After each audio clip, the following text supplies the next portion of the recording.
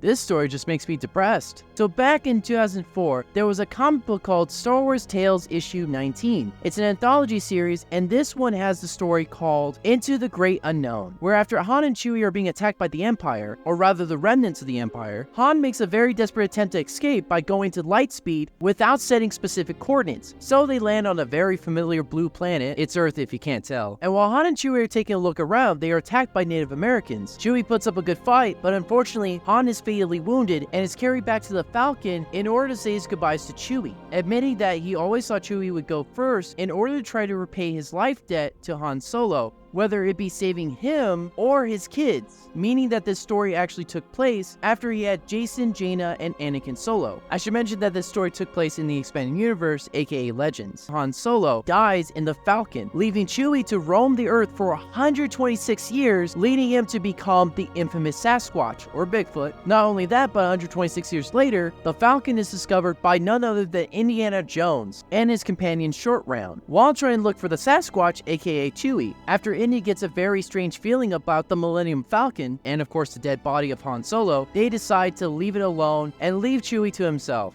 This is a really sad story. Like, Chewie's just left alone on Earth. It would have been really cool if he left with Indiana Jones and they became best friends, almost like a replacement Han for Chewie. What was the point of this crossover? Just to say you did an Indiana Jones and Star Wars crossover? Like, it's barely a crossover. But you know what, maybe I'm taking this crossover a little too seriously. I do love the idea of having Indiana Jones in the same universe as Star Wars. It was always fun in the LEGO games whenever they cross over. Like, you see Indiana Jones in LEGO Star Wars The Complete Saga or LEGO Star Wars 2, or like Han Solo in the LEGO Indiana Jones game. That's really cool. And the numerous of Easter eggs that you can find in both series referencing the other franchise. I would really love to see if someone would take another crack at having a Star Wars Indiana Jones crossover. Also, is it implied that Indiana Jones is the reincarnation of Han Solo? Because he did say that this place felt familiar. I'm just reading into it, it's not true, but I just really love the idea.